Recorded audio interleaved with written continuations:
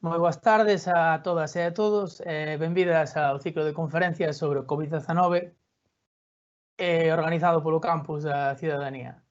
Eu son Héctor Paleo, graduado en Historia e antigo alumno da facultade, e vou ser o presentador desta xornada. Este ciclo de conferencias estáse realizando nunhas circunstancias que é un ano cando menos nos parecerían de ciencia ficción, mais agora que a ciencia ficción parece que saiu victoriosa, fai falta unha mirada académica máis que nunca. Hoxe esta mirada académica realizarás a través dunhas lentes históricas e correrá a cargo de 3 profesores e investigadores da USC. Olaia López Costas, do Departamento de Edafoloxía e Química Agrícola, membro do grupo Ecopast, que estará a cargo da presentación académica sobre canto sabemos sobre pandemias e epidemias e a hipótese da Raíña Vermella. Tamén realizará unha intervención sobre que nos din os esqueletos. Pedro López Barja, do Departamento de Historia e membro do grupo Síncrisis, que nos falará da peste antonina. E Diana Pelaz Flores, do Departamento de Historia e tamén do grupo de investigación de Síncrisis, que nos falará da peste negra. A sesión de hoxe, por tanto, está conformada por 3 conferencias de uns 15 minutos aproximadamente. Unha vez finalizadas as cales, pasaremos á sesión de preguntas, que se realizará na sección de preguntas e respostas da propia aplicación. Sen máis, doulle a palabra á profesora Olaia López. Homo moriens, como era a morte dos humanos no pasado. Todo o que estamos vivindo nestes últimos anos sorpréndenos, nestes últimos meses, digo, sorpréndenos porque pensamos que unha pandemia ou estar confinados ou unha morte de tipo infeccioso é algo que chama moito a atención, pero a verdade é que nos esquecemos. Esquecémonos de como éramos fai menos de 100 anos, como morríamos fai menos de 100 anos, e a verdade é que moi pouquinha xente chegaba a vello, a maioría da xente morría por causas infecciosas, normalmente no verán por enfermedades do tracto gastrointestinais e no inverno, o inicio do inverno, por enfermedades respiratorias. Así que se lle preguntáranos a nosos avós ou a nosos bisavós, para eles as infeccións sería cousa do día a día e sería algo que ter moi presente. Pero como parte desta chegada da pandemia, preguntábamos, falando co profesor Pedro López Barja, preguntábamos canto sabe a xente das pandemias.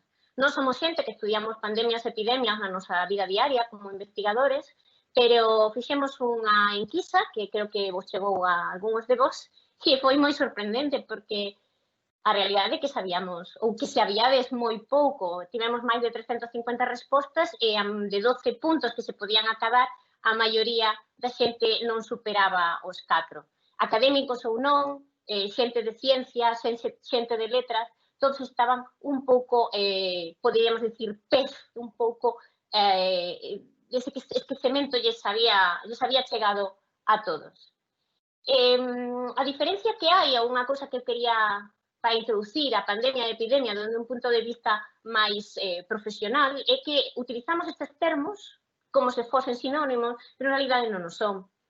No caso das epidemias, só é afectar a unha, 2 persoas, ou a unha rexión en concreto, en todos os casos están formadas por o que chamamos parásitos, enfermedades que están producidas por virus ou bacterias, pero no caso das epidemias, como digo, poden ser endémicas e poden durar moitísimo tempo e afectar a rexións moi determinadas.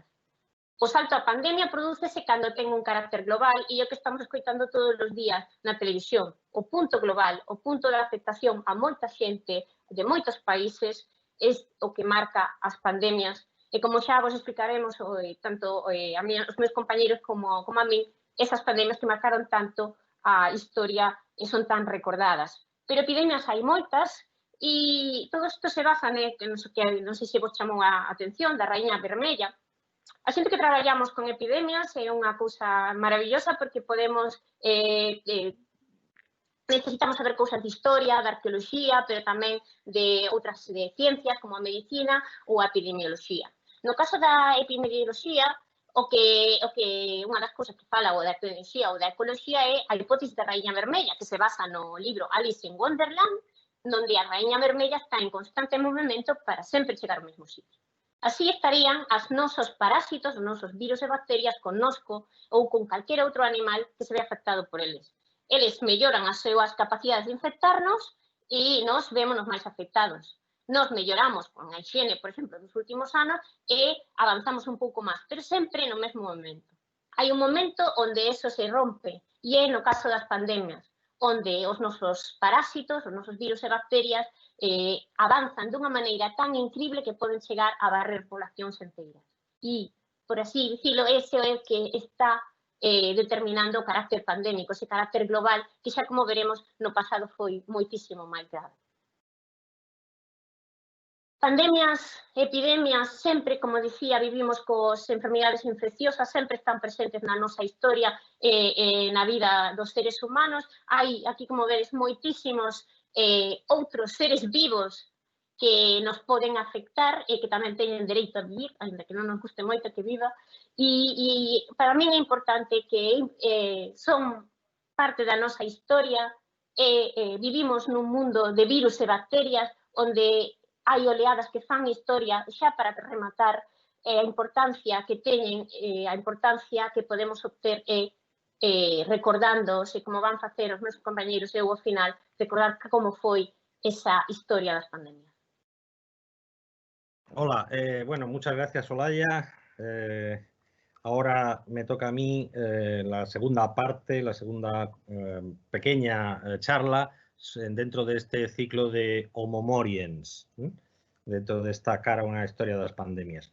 Lo primero que quiero hacer es darle las gracias a Celia Arias, que ha sido la diseñadora de este maravilloso cartel que tenéis aquí, en donde, como podemos ver, tenemos una imagen, la típica imagen medieval, ¿no?, de la muerte con la guadaña, que está derribando, que está arrasando con todo un conjunto de símbolos que nos llevan a pensar que la muerte no solamente acaba con las vidas de los hombres, sino que acaba con las sociedades humanas en toda su amplia variedad. Es decir, tenemos imperios, obispados, tenemos soldados, tenemos relaciones económicas, mano de obra, formas sociales que han sido de alguna manera truncadas por el impacto de estas epidemias. Y la pregunta, que es la que yo quiero que forme un poco el eje de esta charla, es hasta qué punto este tipo de pandemias efectivamente son importantes para el historiador. Hasta qué punto, más allá del impacto personal que pueden tener en vidas humanas, más allá del dolor que causen, que sin duda es muy elevado, realmente son importantes como factores históricos. Estamos acostumbrados a hablar de la economía, estamos acostumbrados a hablar de, como decía Marx, la violencia es la partera de la historia. ¿Hasta qué punto la epidemia podemos ponerlas, las pandemias, podemos ponerlas en el mismo plano o incluso en un plano superior? Y por eso hablo de la causalidad histórica. En este caso, lo que voy a hablar concretamente es de la llamada peste antonina, que se denomina así porque corresponde a dos emperadores de la dinastía antonina. Tuvo lugar en su reinado, Marco Aurelio y Lucio Vero, que son coemperadores entre el 161 y el 169. Y el esquema general que voy a seguir es este que veis aquí, es decir, voy a exponer algunos datos esenciales sobre lo que sabemos de la plaga antonina o la peste antonina. A continuación, el problema de cómo calcular realmente su impacto, no solamente su impacto en términos demográficos, sino su impacto en términos sociales y económicos. Y por último, valorar la relación de la pandemia con la llamada crisis del siglo III después de Cristo, que es una especie de primer avance. Después el Imperio Romano se recupera y finalmente acaba desplomándose en el siglo V. Y por lo tanto, situar un poco, como decía al principio, la peste antonina dentro de ese problema general de la relación entre la pandemia en sí y la transformación histórica importante en este caso, que es la caída del Imperio Romano. Bueno, ¿qué sabemos de esta plaga antonina? Por supuesto, los historiadores, como he sabido, partimos de lo que llamamos fuentes literarias. En este caso son de dos tipos, unas que son coetáneas a la difusión de la pandemia, que son estas tres que tenemos aquí, Galeno, Luciano y Heliorístides. El más importante, evidentemente, es Galeno. Galeno vive directamente la peste en Roma, abandona Roma probablemente huyendo de la peste, vuelve a Asia Menor, a la actual Turquía, y de ahí luego viaja a Aquileia para encontrarse con Marco Aurelio y Lucio Vero y describe los efectos de la peste, ¿no? Habla de úlceras en la tráquea, habla de pústulas, de afectación de la conjuntiva, habla de heces con sangre y, por supuesto, todo esto lo atribuye, como es lógico en su época, dentro de lo que se conoce como medicina hipocrática, al exceso de bilis negra, ¿no?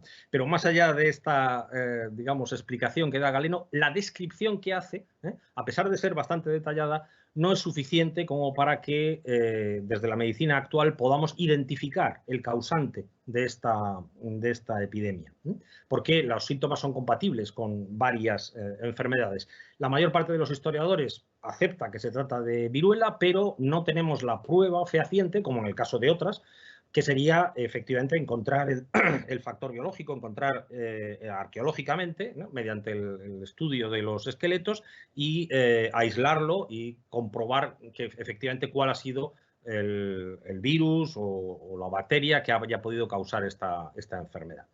Aparte de Galeno tenemos a Luciano, que es un personaje muy divertido, que escribe un libro que se llama Alejandro o el falso profeta, en el que critica y satiriza y describe a uno de estos charlatanes, que siempre los ha habido, que trafican con el miedo de la gente, con los oráculos, les hace creer que tiene algún tipo de poderes más o menos taumatúrgicos y con esto lo que hace es, por supuesto, hacerse rico, ¿no?, que ese es el objetivo. Y una de las cosas que Luciano pone en circulación es un oráculo contra la peste, un oráculo o un sortilegio, si queremos llamarlo así, en el que se invoca a Apolo, que evidentemente desde el comienzo de la Ilíada es el dios que lanza la peste y que protege contra la peste, y que dice, bueno, pues Febo, el de la larga caballera, protégeme de la peste. Tenemos también a Heliorístides, que sufrió la enfermedad, pero la describe, por no tener esa formación médica, de una manera mucho más superficial.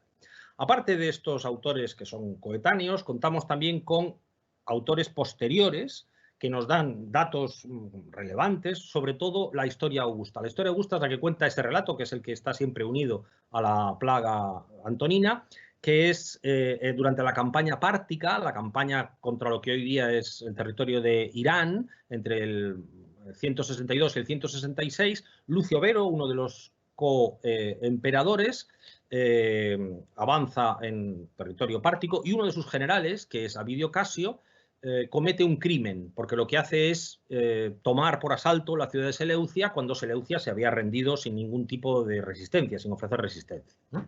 Como consecuencia de esto viene el castigo, ¿no? Y el castigo consiste en que uno de los soldados, ya no en Seleucia, sino en Babilonia, abre una cajita y algún tipo de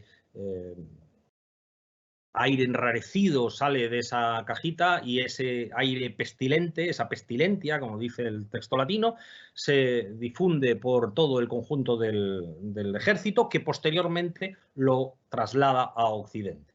Más allá del relato mítico, que es perfectamente entendible dentro de los esquemas de la religión pagana, es decir, hay un ataque contra un dios y ese ataque contra un dios tiene como consecuencia la venganza, la cólera divina. Con lo que sí podemos quedarnos es con la idea de una peste que tiene su origen en el Irak moderno, ¿no?, en Babilonia, y de ahí se difunde hacia Occidente. Luego tenemos otros autores como Amiano Marcelino o San Jerónimo que nos dan datos importantes, sobre todo San Jerónimo insiste en que la peste afectó sobre todo al ejército.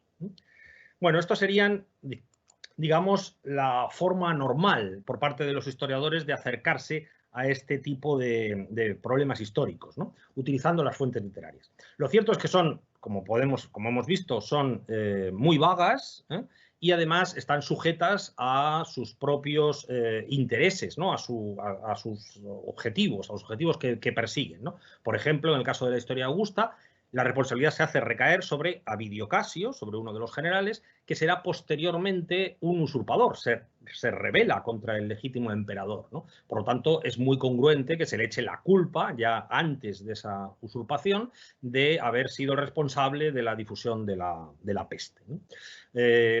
Por ello, digamos que a lo largo del siglo XX los historiadores en general tenían poca ponían poco crédito, daban poco crédito a este tipo de relatos y consideraban que la peste había tenido poca importancia. Hablaban de una mortalidad del 1, el 2%, digamos, una duración escasa y escaso impacto en la sociedad.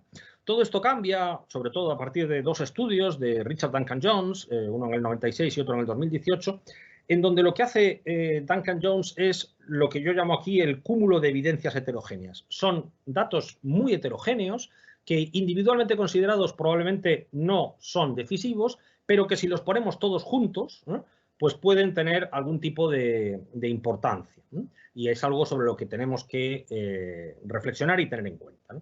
Quizá lo más importante de todos estos es la información que nos proporcionan los papiros egipcios, en donde vemos tres cosas en estos años concretamente, insisto, entre el 162 y el 175, por ejemplo, ¿no?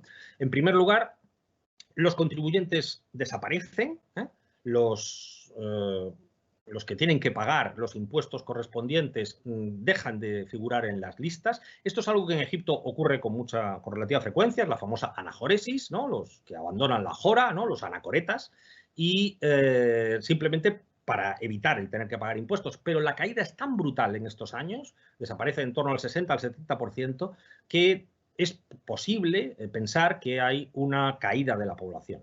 También observamos que los jornales suben y las rentas agrarias caen. Estos fenómenos concomitantes se producen también como consecuencia de la peste negra, como posteriormente comentará Diana Pelaz, y son consecuencia efectivamente de la reducción de la población. Hay menos mano de obra, hay menos jornaleros y por lo tanto el jornal sube y la renta agraria correspondiente cae, ¿no? Los propietarios de tierras ingresan menos dinero.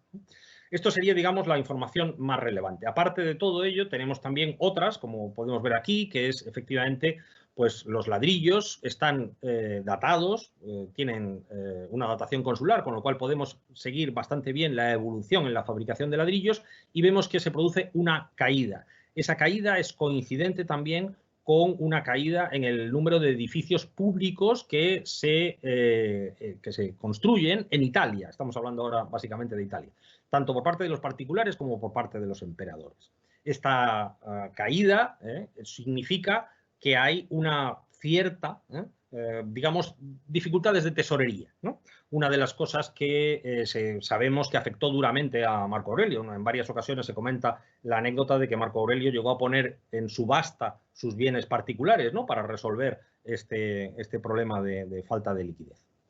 Bueno, y por último, la carta de Marco Aurelio al Areópago de Atenas, fechada en el 175, en donde Marco Aurelio dispensa al Areópago de una serie de requisitos que eran necesarios para aceptar nuevos miembros. Parece que había problemas para aceptar nuevos miembros, no conseguían cubrir las bajas que se estaban produciendo y Marco Aurelio dispone que efectivamente incluso personas que no tengan padres o madres que no hubieran sido esclavos, que hubieran nacido libres, les permite la entrada en el Areópago. Una manera de entender, insisto, en este cúmulo de evidencias heterogéneas. Cada una de estas por sí misma no es decisiva.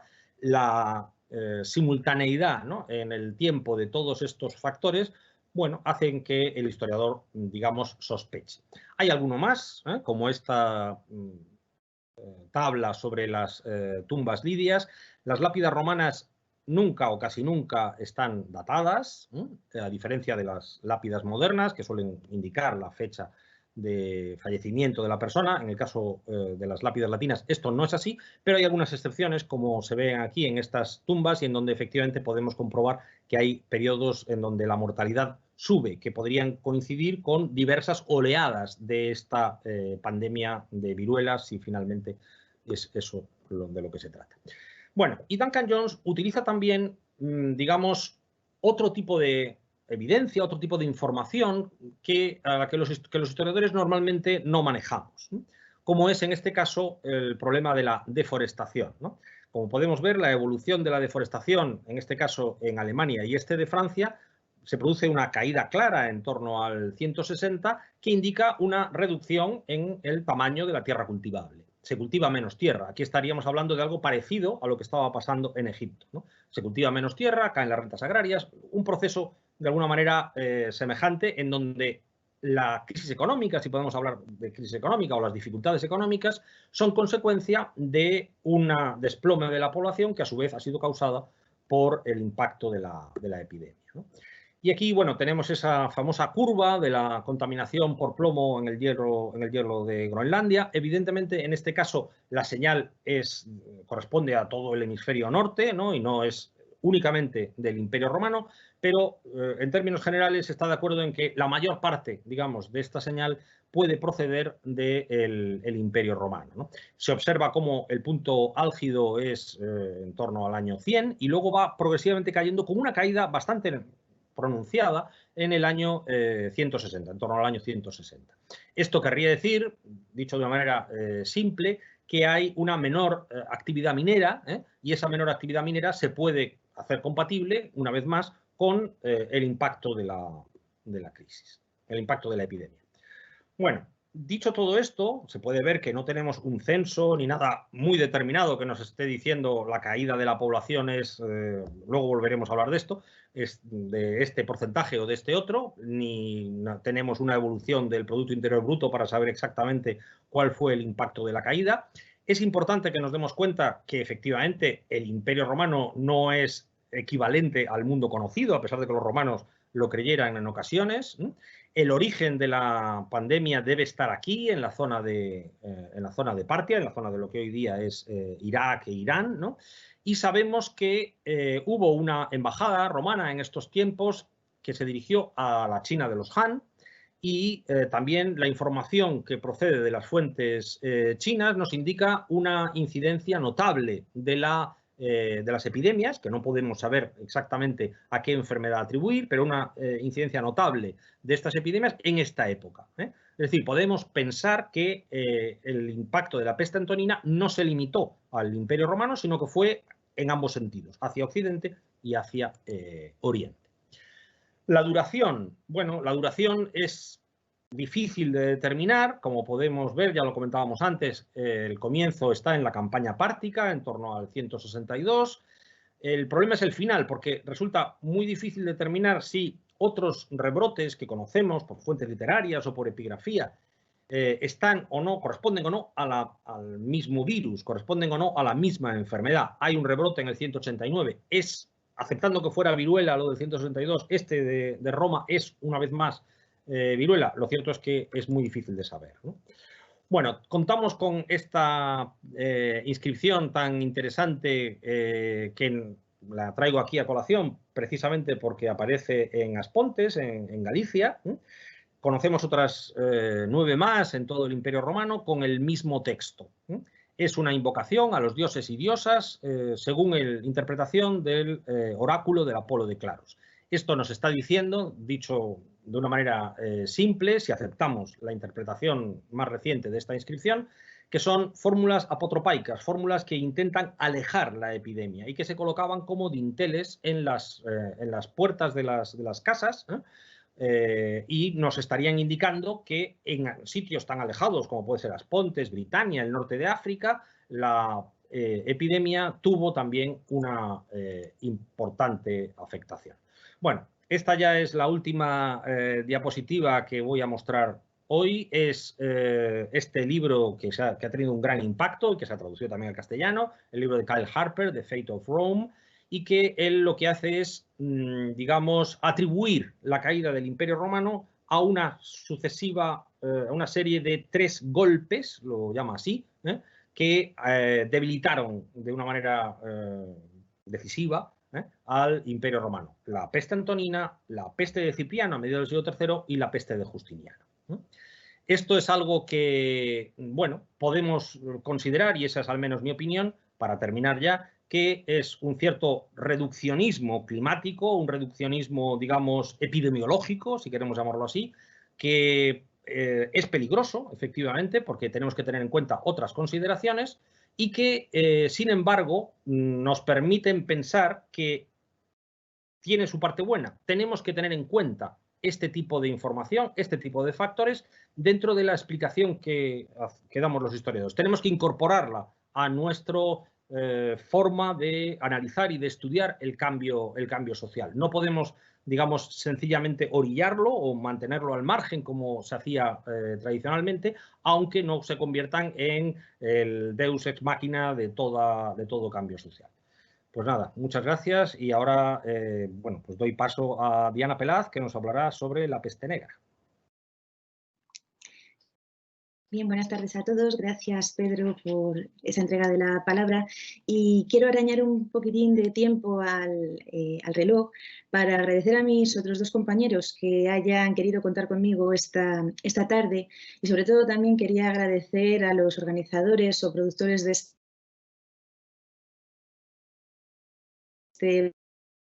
y de atenciones que brindan a que esto que parece sencillo salga efectivamente de una forma fluida y bien. Voy a hablar, como se puede ver en el cartel, como acaba de señalar el profesor López Barja, de una enfermedad conocida de una manera o de otra por nuestra sociedad actual, una enfermedad muy reproducida y que eso nos hace tener una idea más o menos aproximada, más o menos acertada de lo que supone o de lo que supuso la peste o la muerte negra. En ese sentido, voy a recuperar algunos datos acerca de ese impacto, algunos datos que probablemente sean conocidos o que puedan sonar y espero que también con otros que sean más desconocidos y que permitan ampliar un poco esta cuestión.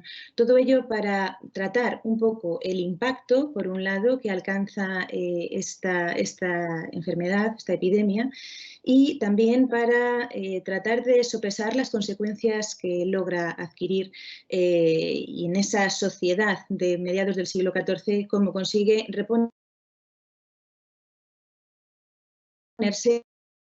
de esa lucha contra la peste negra. Y en ese sentido he querido comenzar con una noticia cronística que pueden ver en pantalla, correspondiente a la crónica de Alfonso XI, y que nos habla del año 1350, es decir, cuando ya la primera oleada de la peste negra había conseguido expandirse a lo largo de todo el continente europeo, incluso llegando a las zonas más frías de los reinos nórdicos. Es en ese momento cuando Alfonso XI, el monarca que protagoniza esta pequeña historia o este pequeño fragmento, se disponía a tomar la plaza de Gibraltar en poder de los musulmanes. El monarca se encontraba esperanzado en poder culminar su propósito militar tras haber puesto cerco a la plaza y confiar que el asedio y la falta de víveres dieran sus frutos para que los que se encontraban al otro lado de los muros del enclave no tuvieran otra escapatoria. Fue entonces, sin embargo, cuando se conoció la noticia de que en el campamento real se propagaba la peste entre las tropas del rey. La mortandad grande, tal como fue identificada en aquel momento, ya se había extendido por otros reinos de la península ibérica, así como por Inglaterra o Francia en los años previos, por lo que no es de extrañar los términos en los que era percibida ya entonces la enfermedad y la posibilidad del contagio. Pese a los esfuerzos de sus principales hombres para que abandonara el campamento y se pusiera a salvo, Alfonso XI rechazará esta idea con el fin también de evitar el fracaso de la expedición militar, lo que permitirá a su cronista alabar la valentía del soberano al hacerlo. Una decisión, sin embargo, que terminaría costándole la vida, ya que, tal como refiere la crónica, adolesció e tuvo un alandre. El cronista proporciona una información, una noticia suficiente como para poder identificar el tipo de peste contraído por el soberano, pese a que sea escueto en las palabras y en la descripción que lleva a cabo. Se trata, por tanto, de peste bubónica. Esta es la variedad más conocida y reproducida a la hora de caracterizar la peste, aunque también podía manifestarse a través de otras formas, como la septicémica y la neumónica o pulmonar. Esta última, que alude a la afectación del aparato respiratorio, ha sido considerada como la tipología que podría haber hecho posible la propagación de la enfermedad, dada la virulencia, desde su aparición en la plaza costera de Cafa, la actual Feodosia. hasta los confines más occidentales del continente. Sin embargo, la rápida evolución de la enfermedad, pudiendo causar la muerte de la persona afectada en cuestión de horas, lleva a matizar esta idea, al menos para aquellas personas que, tras contraer la enfermedad en Oriente, se disponían a viajar a Occidente. Bien es cierto que esta modalidad de la enfermedad habría sido crucial en la propagación y en la virulencia durante los meses más fríos, pero dado que la temperatura a la que sobrevive la bacteria oscila entre los 15 y 20 grados, pero también en aquellos lugares en los que la epidemia impacta, como digo, con una mayor virulencia. Ya lo veremos en algún ejemplo posteriormente. Por su parte, la variedad bubónica habría sido la más frecuente, si bien la menos mortífera, pese a que su capacidad para provocar la muerte a la persona infectada seguía siendo alta, entre un 50 y un 60% de la población que se contagiaba. La propagación de la enfermedad se llevaría a cabo en cualquier caso a través de las pulgas que portarían la bacteria, el bacilo Yersinia pestis, a través de las ratas, la rata negra, que actuaba como hospedadora del parásito en las naves que conectaban los puertos a ambos lados del Mediterráneo, así como estimulaba su llegada a las plazas costeras atlánticas en la península ibérica, como se atestigua, por ejemplo, en el caso de Bayona, a través de testimonios tanto textuales como arqueológicos datados en 1350. En la modalidad bubónica, tras un proceso febril y la aparición de bubas o landres, como señalaba antes, como consecuencia de la inflamación de los ganglios linfáticos, la persona afectada sufría una sepsis que ponía fin a su vida sin que pudiera remediarse o haciendo que fuera difícil atajar la enfermedad. Se estima que de este modo podía extenderse a través de estas rutas en un radio de unos 40 kilómetros alcanzando vías marítimas o de hasta unos 2 kilómetros a través de vías terrestres. Y esta es una circunstancia también interesante, la del desplazamiento, porque nos está hablando también de la movilidad, precisamente en una sociedad, la medieval, que es acusada en ocasiones de no haberlo sido tanto. Y sin embargo, durante la peste, esos viajes van a continuar e incluso algunos de esos viajes o de esas salidas se van a propiciar por la propia enfermedad o por el rumor de la llegada de la peste.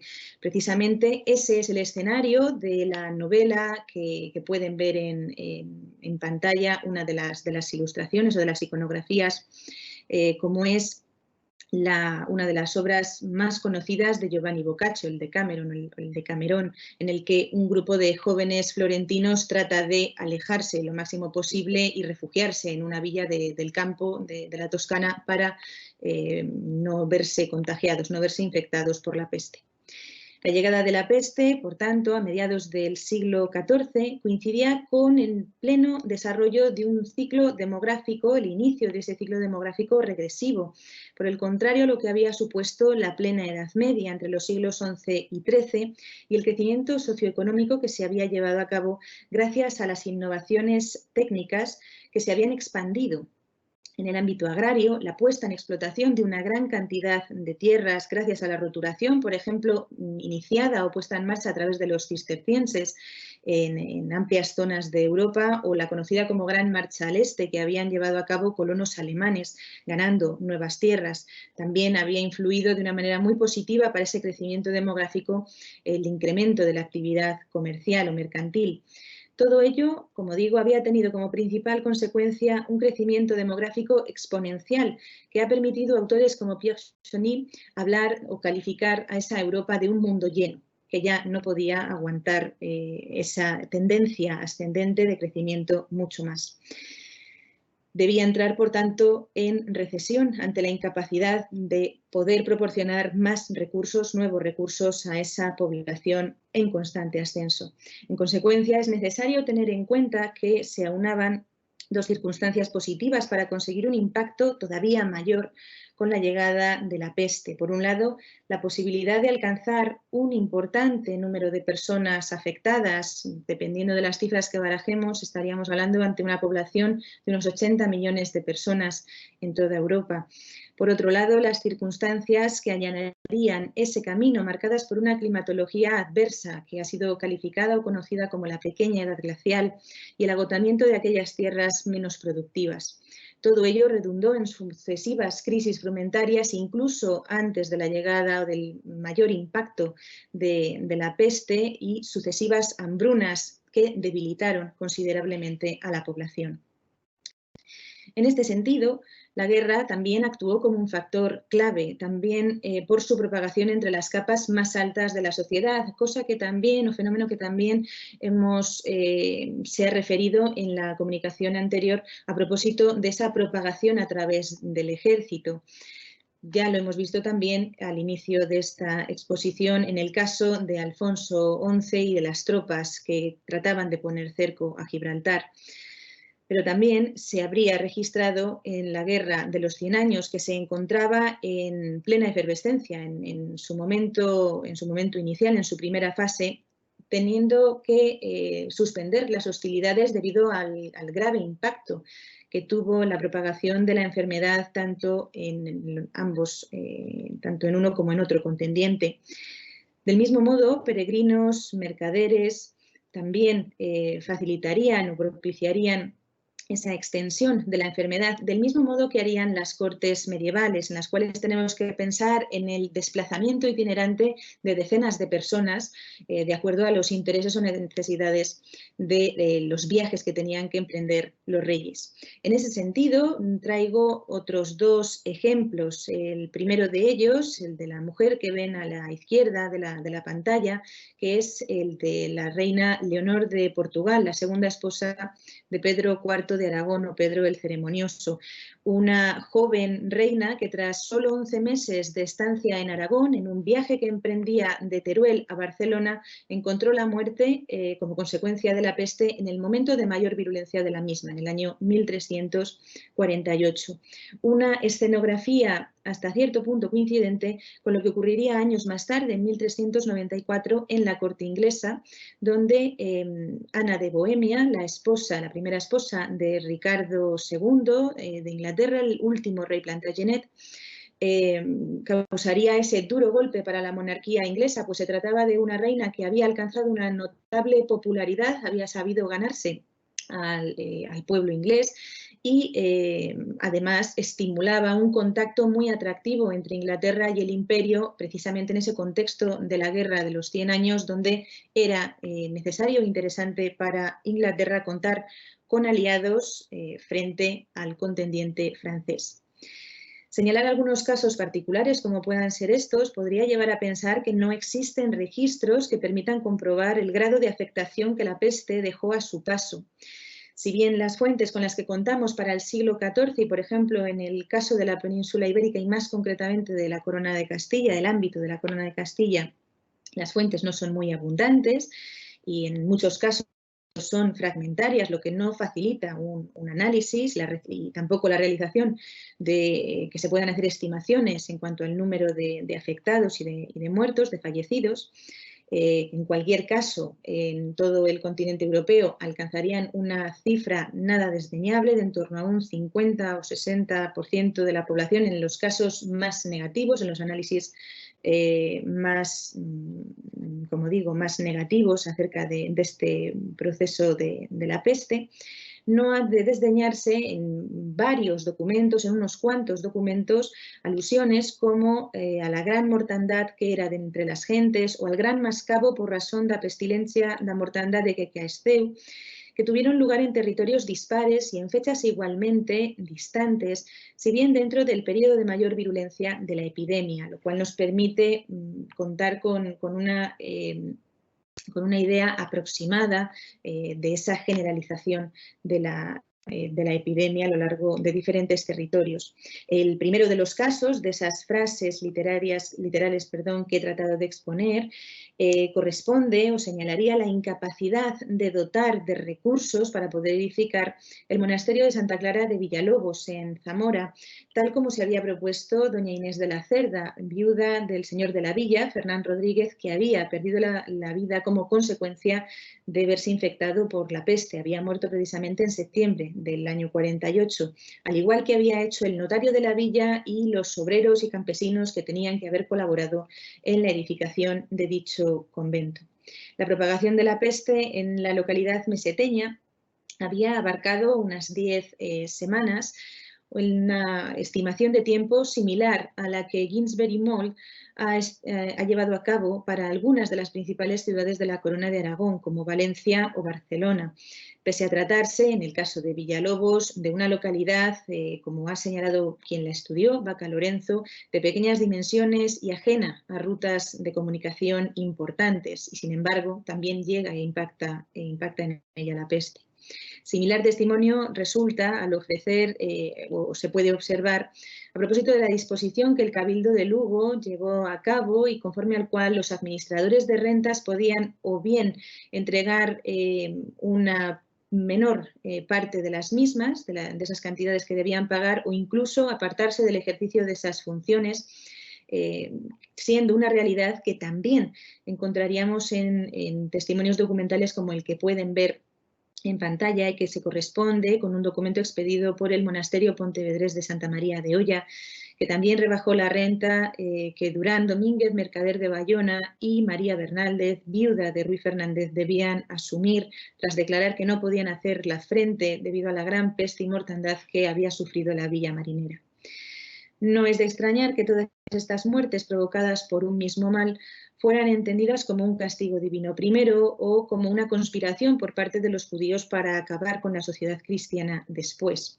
La necesidad de encontrar causas que explicaran la dramática imagen que dejaba a su paso la muerte negra llevaron a postular que los judíos habían envenenado el agua, una excusa, no obstante, que ya era recurrente en la historia de los judíos en la Edad Media, como había atestiguado el viajero hispano Rabí Benjamín de Tudela a su paso por Constantinopla, donde registra que se lacraba a la sociedad judía haciéndola presa de cualquier mal que sufrieran los cristianos y acusándolos también de ese envenenamiento de las aguas. En cualquier caso, esta noticia en el siglo XIV permitiría y daría acceso a que diferentes juderías en la segunda mitad del siglo XIV fueran rebajadas a cenizas en algunos de los casos, como puede ser en Sevilla o en Toledo, precisamente por esa animadversión cosechada e incrementada hasta unos límites insospechados a lo largo de esas últimas décadas del siglo XIV en los reinos hispanos, por ejemplo. Más allá de las reacciones inmediatas, sí que pueden apreciarse diferentes tipos de consecuencias derivadas de la peste negra a una escala mayor, en lo que respecta a la cultura y la mentalidad, pero también otras circunstancias, como señalaré en estos minutos finales que ya me quedan. La población que sobrevivió a la muerte negra permitió la reestructuración de las explotaciones agrarias, ya fuera por la ausencia del campesinado víctima de la peste o por su huida a las ciudades en busca de oportunidades en aquellos casos que lo habían conseguido de esta forma. Este hecho redundó en un incremento de las explotaciones ganaderas, en la reestructuración, como digo, de esos latifundios y en que la nobleza en algunos lugares decidiera reformular sus negocios no ya a través de la explotación de tierras, sino a través de los recursos de la ganadería. Algo que terminó redundando también positivamente en un mayor consumo de carne y, por tanto, un complemento de la dieta que coincidiría también con un mayor consumo de pescado gracias a los diferentes métodos de conservación y al perfeccionamiento de los mismos que se va a llevar a cabo en la Baja Edad Media. Las consecuencias económicas, con todo, no fueron satisfactorias en todos los casos, sino que también sirvieron para endurecer la situación de buena parte del campesinado, que o bien decidió o no pudo apartarse del campo, afianzando la tendencia a los levantamientos campesinos por ese agravamiento de las condiciones en las que vivían, de la misma manera que ocurriría en las ciudades, donde las clases más desfavorecidas del artesanado urbano también vieron con amargura cómo esa desigualdad socioeconómica que, por desgracia, también conocemos y experimentamos en nuestro momento actual, iba a ser parte de su futuro más inmediato.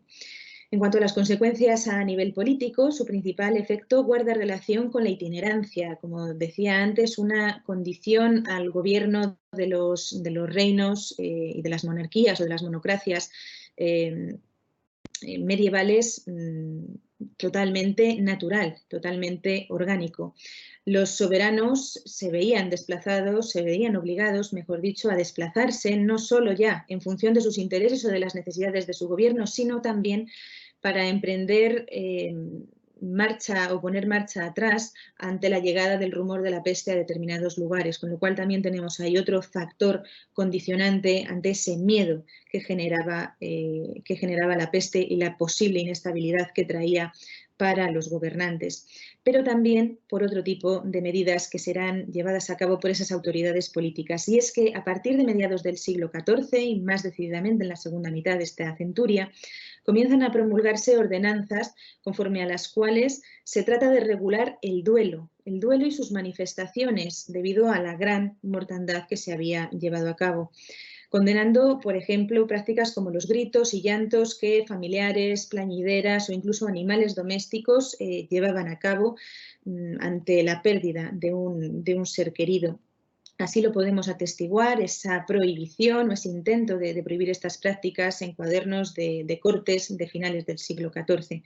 Una tendencia que coincidiría con el mayor individualismo que se va a buscar también en el ámbito de la religiosidad y que se traducirá en la preparación del individuo para recibir a la muerte a través de las artes bene moriendi y las reflexiones acerca de la futilidad de la vida mientras la muerte permanece victoriosa. A este hecho también debe unírsele, como están viendo en pantalla, el desarrollo iconográfico de las danzas macabras en las que la muerte invita a bailar a diferentes individuos de condiciones sociales diversas, mostrando un tono satírico o mordaz en particular como crítica hacia los privilegiados, que siempre parecen ser más reacios a desprenderse de esa condición precisamente que les lleva a estar en la cúspide de la pirámide social y a desprenderse, por tanto, de sus bienes terrenales. En definitiva, la peste, como uno de los jinetes del apocalipsis que asolaron Europa a lo largo del siglo XIV, tal como ha sido definida por Fermín Miranda García, impactó y convulsionó la sociedad del momento, contribuyendo a que se forjaran cambios que van mucho más allá de las numerosas pérdidas registradas. Y ya con esto voy concluyendo esta presentación. La enfermedad ha de entenderse en cualquier caso como causa, consecuencia y a su vez símbolo de la crisis, siendo difícil entender el alcance que habría tenido de no haberse aparejado a circunstancias demográficas, socioeconómicas y político-militares que tuvieron lugar con la llegada de la Baja Edad Media. Una situación que debe recordarnos la necesidad de tomar en consideración todos los factores de análisis que acompañan el desarrollo de una enfermedad que se convirtió en una realidad generalizada al territorio europeo y que alentó el surgimiento de una sociedad distinta, una sociedad que tuvo que aprender a convivir con una enfermedad que seguiría azotándola en sucesivas oleadas hasta su último gran impacto en 1720, readaptándose a las circunstancias y al mismo tiempo forjando escenarios nuevos. Y nada más, muchas gracias y paso la palabra a la última exposición de la tarde, de nuevo en manos de Olaya López Costas. Hola, boas tardes de novo. Collo a testemunha dos meus compañeiros e neste caso a testemunha dos agradecementos. Quería agradecer por último o público que nos está escoitando, que sei que hai unha tarde fermosa en toda Galicia e en gran parte do resto de España. É un placer tervos, polo menos, aí de ointes, aínda que non vos poidamos escoitar. Bueno, a miña última intervención é unha intervención que quero facer un pouquiño máis global, porque non vou falar dunha pandemia en concreto, pero sí de unha maneira de estudiar as pandemias que estivemos desenrolando no laboratorio de Santiago, da Universidade de Santiago, a que eu pertenzo. Que nos din os esqueletos? Non, que nos din os esqueletos? A verdade é que os esqueletos permiten achegarnos ás pandemias vendo cara a cara a xente que as viviu, e vendo cara a cara, como os dicía antes, a xente que non tiña esquecido a importancia de que supoñen as enfermedades infecciosas, podemos ver a súa vida. Nestes casos, por exemplo, aquí temos dúas persoas que sabemos pola reconstrucción da tumba que morreron a vez, que foron enterrados a vez, e iso sí que nos pode ir indicar que ali pasou algo raro, porque normalmente a xente van morrendo, vanse enterrando. Son dous homes adultos que enterraron a vez e sería un punto de ver que lles pasou. E iso, como podemos saber? E estes son as 3 puntos clave que quería introducir neste estudo das pandemias ou das epidemias desde o punto de vista dos esqueletos humanos ou dos restos humanos. O primeiro é que a maioría de estas enfermidades que temos son zoonoses, que o que quere decir é que non nos son típicas dos seres humanos, afectan os seres humanos son moitísimos a outros animais, tanto domésticos ou salvaxes. É máis doado que teña o ser humano un contacto directo cos animais domésticos que caos salvaxes, por eso, a partir da chegada da gandería, o número de zoonoses aumentou mogollón. Ademais de o que dicía, salvo algún tipo de enfermidades, como pode ser a viruela, que xa por iso foi erradicada, que só afectan aos seres humanos, afectan a outra serie de animais, co cual sempre hai un reservorio natural. É dicir, que sempre, aínda que os seres humanos poidamos superalas, sempre está na naturaleza, non outros animais, a posibilidade de volver collelas. Iso vai marcar moito o estudo das pandemias, porque ademais tamén podemos estudiar os nos animais. Logo, por outra parte, temos a maioría das epidemias teñen un tipo de curso agudo, é dicir, que matan a persoa en moi pouquiño tempo. E chamanse agudas. Hai algunhas máis chamativas, son así, só teñen esa maneira de actuar, é dicir, matando a persoa nun período de tempo moi limitado. As pestes, as enfermedades da infancia, como pode ser o sarampión, a tosferina, a viruela, todo este tipo de enfermidades, e a outra a amplia maioría pode cursar de maneira aguda, pero hai unha serie delas que podense cronificar. A cronificación sucede nun grupo moi pequeno de persoas. Entón, por exemplo, na tuberculose, falamos dun 10% das persoas chegan a ter esa enfermidade de maneira crónica, pero o bo que ten a cronificación destas enfermidades é que, como viven coa persoa tanto tempo, afecta o seu esqueleto. E, como sabedes, a maioría das veces o único que temos de restos humanos son os esqueletos. Así que a tuberculose, a treponematese, entre elas varios tipos de sífilis, brucelose e a lepra, podémola estudiar, ademais de por marcadores moleculares, por os esqueletos directamente vendos. Para poder estudiar, para poder ter unha idea de como funcionan as pandemias ou as epidemias, vou utilizar o termo epidemias porque pareceme que abarca moito máis o que quero explicar. Temos que ter unha cronoloxía. A cronoloxía é clara, se vedes aquí, bueno, poderíamos aumentar moitos máis deles, pero sí que se ve que hai un aumento cara aos últimos anos. Cara aos últimos centos de anos. As causas son dúas. Por un lado, hai máis xente, cual hai máis posibilidades de contagio, hai movimento da poboación, sempre van paralelas, porque falábamos de debilidades ambientais e socioeconómicas, pero tamén que temos máis posibilidades. A ver, por exemplo, a gripe aviar que pasou, ou a gripe A, se sucedera en período medieval, sería moi difícil ter información dela.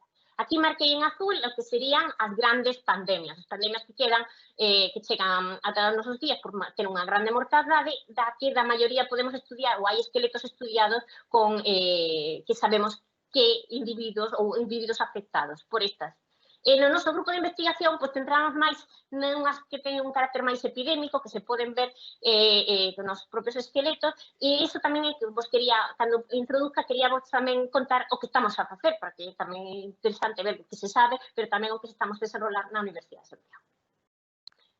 A paleopatoloxía, bueno, creo que hai algún ointe que son paleopatólogos, pero outros para que non as coñezades, é un tipo de ciencia no que se inclúe a paleomolecular, que non falo só de ADN, porque tamén se pode saber as enfermidades por as proteínas ou por outras moléculas, e a paleopatoloxía é unha ciencia que o que fai é estudiar a enfermidade antigua, tanto de humanos como de animais. Entón, a única maneira de estudialas é mediante os restos deses humanos e deses animais e que normalmente son momias ou son esqueletos. Moitas veces, como podes ver aquí á esquerda, pois este neno xa ten as marcas da viruela, é moi fácil no caso dos esqueletos poder optar ou poder ver as marcas directamente das enfermidades. Pero noutros casos o que temos é que estudiar, como dicía, con marcadores moleculares. Normalmente, o ADN, por exemplo, faise dentro dos dentes ou nas piezas dentales, porque se preservan mellor. O ADN pode ser mellor porque unha persoa que está infectada completamente ten marcas desas bacterias, desos virus, normalmente bacterias, ao longo do todo o seu corpo. E ás veces, que cousas máis curiosas, onde podese atopar, ou de feito atopáronse restos dunha enfermidade que é a tuberculose, en estas marquiñas que vedes aquí, que non deixan de ser o que chamamos nós cálculos dentales, é coñecido por case todos vós como o sarro dental. Así que nesas pezas ou nesas calcificación da placa bacteriana quedan restos do ADN de as tuberculose de persoas que viviron. Xa, por exemplo, ademais de todo isto, podíamos ver, estudiando a estrutura molecular deses patóxenos, ou dese ADN desos patóxenos, podes incluso ver as migracións, como dicía Diana, está claro que as pandemias, as epidemias teñen unha extensión, vanse movendo, a población móvese, pero tamén a propio agente causal móvese, e ademais deso, hai uns estudios moi interesantes do punto da paleopatoloxía, onde se ven como se vai movendo esa enfermidade ao longo do tempo. E como nos enfrontamos a isto? Por exemplo, neste caso, que é un caso de Galicia, no que nós traballamos, isto é unha fosa común. Aquí o que temos é 22 individuos que foron enterrados xuntos en Pontevedra e a día de hoxe non sabemos por que morreron, pero teñen un perfil do que chamamos nós tipo epidémico, porque hai moitos nenos e persoas maiores, a maioría delas mulleres. Entón non cuadra, por exemplo, como que poderíamos esperar dunha fosa común de tipo do exército ou militar. Entón, neste caso, sí creemos que hai algunha enfermidade aí, pero a maioría das veces é moi difícil poder atinar con cal era.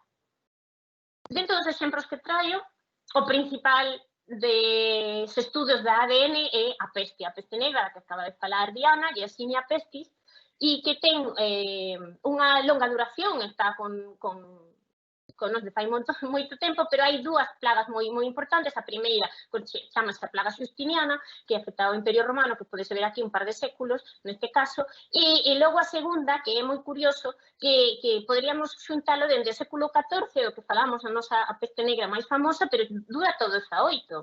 E iso é porque hai oleadas de peste en todo o mundo. De feito, no século XVIII hai unha enfermidade, unha pandemia moi grande de peste que empeza na China e afecta moito as Antillas. E como non afecta a Europa, pois probablemente por eso se xa menos coñecida. Así que esa peste sempre está vivindo con nós. É unha peste, é dicir, esta bacteria, Yersinia pestis, ten a súa orixe, parecese moitísimo a unha bacteria do suelo, así que non é nada completa, é unha bacteria que aparece de maneira normal na Terra e en algún momento volvese patóxena e infecta os roedores salvaxes. Por exemplo, as marmotas, os esquíos, raquillas, porque non sodes de Galicia, e vive cun ciclo de infectar unha vida salvaxe.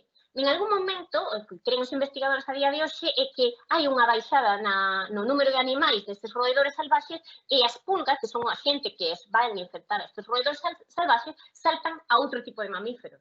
Neste caso, os ratos ou as ratas, pero tamén poden infectar a gatos, cans e, finalmente, o ser humano. Así que non se trata, desgraciadamente, ainda que sexa moi famoso para non, a Yersinia pestis non é un patóxeno humano per se, ainda que temos que marcou moito a nosa historia.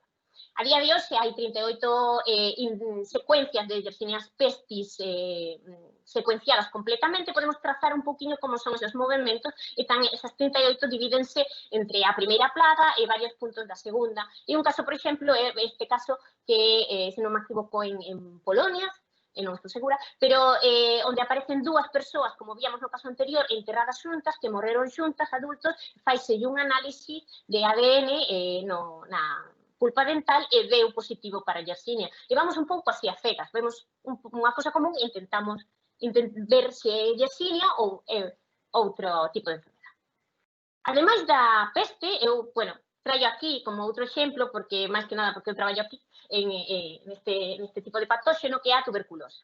A tuberculose chamase, bueno, a xente que chama a enfermidade máis antigua da historia. Isto pode ser verdad, probablemente non, pero a verdad que leva moitísimos anos con nós, hai descubrise marcas de tuberculose por ADN en humanos de fai 9.000 anos, e en animais, pois, 17.000 anos en restos fósiles, así que podemos dicir que, de novo, é unha zoonose e, de novo, leva moito tempo con nós, pero non é unha enfermidade antigua. Non é unha enfermidade antigua porque estamos vendo ahora mismo co COVID e todas estas cifras que xa temos na nosa mente, non? As cifras epidemiolóxicas, pero no ano 2018 a OMS indica que había 30 millóns de persoas no mundo afectadas por tuberculose e desas morreron 1,5 millóns, non? Entón, claro, a tuberculose é sobre todo unha enfermidade dos pobres, das persoas con poucos recursos, é unha enfermidade da fame, pero está moi activa. É unha enfermidade de hoxe totalmente. Hai tuberculose en América e en Europa antes do contacto. Eu traballei con mostras dos dous países e podes dicir que no caso de América a destrucción ósea é moito máis pronunciada. Para min sorprendeu moito porque en Europa, sobre todo no sur, é máis moderada, pero cando chegas aos casos americanos fan os picos, destruen moito máis esqueleto. E así como dato curioso, créese que os estudos que hai agora mesmo nos esqueletos humanos que en América chegaron, eses esqueletos, a enfermidade chegou por as focas, é dicir, que non temos, mentras que en Europa o contacto prodúcese por gandería doméstica, probablemente a vacuna.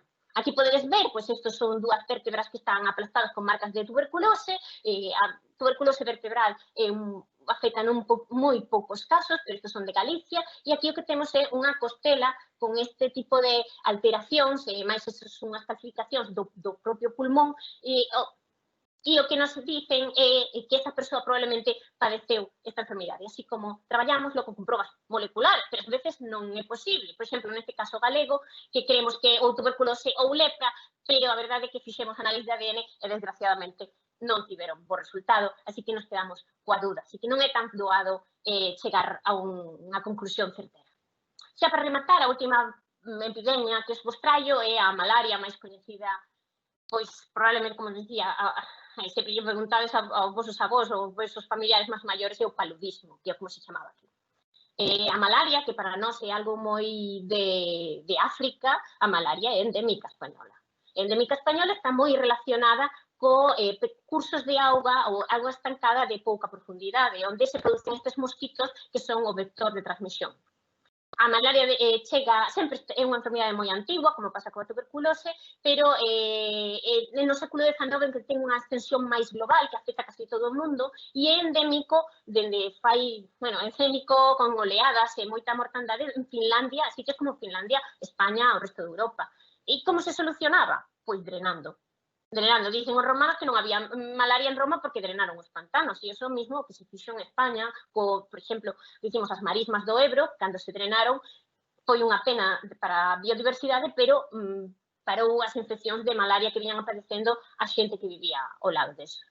A nivel de esqueletos, podense estudizar, ou sea, hai estudos que se fan con esqueletos intentando de maneira molecular saber se malaria ou non, pero logo, como a malaria é recurrente, produce unha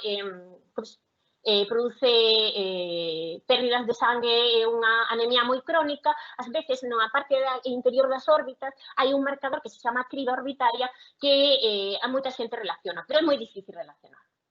E como paradigma, a malaria, o que nos pode dicir é como se soluciona o problema. Por que para a malaria e agora vémola en África? Pois é unha serie de puntos. O primeiro é a higiene. A higiene, cando chega no século XIX ou XX, se utilizan as medidas de higiene moi estrictos, a higiene dos médicos, pero a higiene nas casas, acaban moito destas infeccións. O urbanismo adaptase a esa higiene con rúas máis grandes, canalizacións para botar os refugallos e, bueno, as cortes, que nos que non sodes galegos, pois explico, os cortes son o sitio a población dos animais. Entón, cando os animais deixan de convivir directamente pel con pel cos humanos, eso mellora moitísimo a transmisión deses vectores que, como dicíamos, deses outros do ganado doméstico. E, finalmente, esas tres medidas que son importantísimas importantísimas, vense combinada coa chegada dos antibióticos fai menos de 100 anos de maneira extensiva e fan que se acaben estas epidemias. Así que a día de hoxe, unha das maneiras que temos de sorprendernos con como vivían a xente no pasado estas epidemias é mediante os estudios de esqueletos, que sabedes que é apasionante, que se poden facer moitos traballos, moitos estudios, e deixo remato cunha reflexión que é unha das cousas que a mí máis me gustou cando estaba traballando en Cuba, é que estas cousas bonitas que nos traen as pandemias tamén, e non sei se coñecedes este bolero, ¿no? Que nos queremos tanto, pero debemos separarnos. Digo vos adiós, ainda que estarei para as preguntas, por este bolero de Pedro Junco, que o escribiu non porque non quixera a súa moza, senón porque estaba enfermo de tuberculose e non podía seguir vendo a máis. De feito, escribiu non soou na radio e poucos días despois morreu. Moitas gracias. Ben, eu tiño unha pregunta para os profesores López Barja e Peraz Flores sobre, bueno, se non teño mal entendido, a cuarentena como tal, como unha imposición forzosa de distancia social, aparece como consecuencia da peste negra. Bueno, sempre se comenta o tema da República de Ragusa, de Venecia e todo isto. E gustaríame saber se antes desto, noutras épocas da Idade Media ou ben na Antigüidade, se sabe de medidas similares que tomaran as autoridades parecidas a esta. E se non é o caso, que, decir, dunha maneira máis xeral, que se esperaba das autoridades en situacións de epidemias ou de pandemias? Sí, nada, muy brevemente. Efectivamente, evidentemente, el planteamiento de las autoridades, por lo menos en lo que afecta a Roma, responde a los, llamémosle así, conocimientos médicos que tenían en la época, que eran conocimientos médicos, mitológicos, religiosos que tenían en la época. Es decir, las reacciones eran, en muchos casos, lo que comentaba yo antes, ¿no? El oráculo, la protección divina en la medida en la que se puede y un poco también, como en la Edad Media, la huida, ¿no? Lo que veíamos en Egipto o en otros sitios, que sencillamente la gente, bueno, pues intenta buscar lo contrario o sea, intenta lo que ahora llaman la distancia social, pero no 2 metros, sino muchos kilómetros, ¿no? En la medida de lo posible. Y eso era la mejor forma que ellos podían entender de reaccionar ante este tipo de pandemias en el Imperio Romano. Pero bueno, Diana puede comentar algo sobre lo que puede ser la Edad Media. Sí, la verdad es que el confinamiento, que como bien señalas, lo tenemos también como muy incrustado en torno a la peste negra ya en la Edad Media y también después en la modernidad.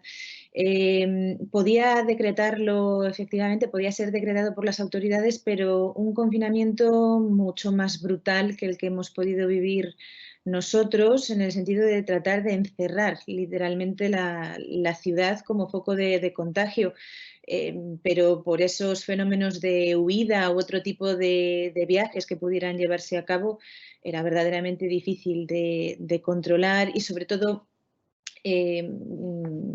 tener en cuenta que podían darse diferentes focos de contagio en fechas más o menos cercanas, en lugares próximos. En ese sentido, por ejemplo, una de las últimas novedades editoriales que se han llevado a cabo acerca de la peste negra y que quiere desmitificar, al menos en los reinos hispánicos, incluso peninsulares, que hubiera tenido un impacto tan grande, por ejemplo, con la noticia que yo he abierto esta exposición, señala que, por ejemplo, solo hay el autor señala que solo hay noticia, por ejemplo, en las crónicas de que el ejército hubiera sucumbido a ese mal de la peste, pero verdaderamente se le escapa ese factor de contagio y que la enfermedad no tiene la capacidad de brotar, que precisamente eso nos está hablando de un tráfico de movilidad también en ese sentido.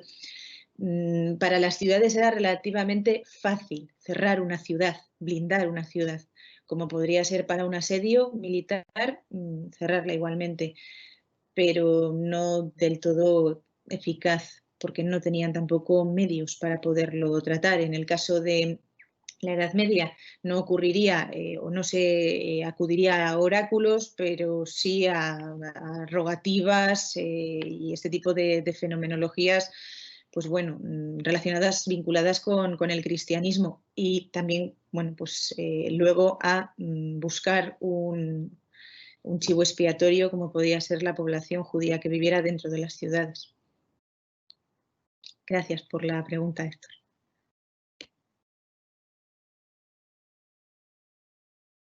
Bueno, non sei se me vedes, hai unha pregunta para min, pero antes desto quería animarvos a todos os que nos oíchedes, quería animaros a todos a los que nos oísteis que hagáis preguntas, no podéis hablar o no podéis aparecer, que tenemos silenciados, pero si las podéis escribir en el chat que tenemos, que lo podéis abrir en los rinconcillos, las recibiremos con muchísima atención porque es parte de esta transmisión, es saber lo que pensáis, lo que os llamó la atención y si tenéis alguna pregunta. Bueno, pois unha das preguntas que me fixeron era si poderían contar un pouco máis de como se realizan as análisis dos esqueletos nos que nos estamos a traballar. A verdade é que non vamos buscando especificamente as enfermidades infecciosas de por sí, pero ás veces aparecen. Dentro de que estamos estudiando o esqueleto, facemos o estudio da vida, o sexo, o se home muller, idade, todo isto, e de repente pois hai un tipo de anomalía esquelética que temos que mirar, como xa coñecemos, como se formos un médico, empezamos a mirar, pois pode ser esta, con que cuadra?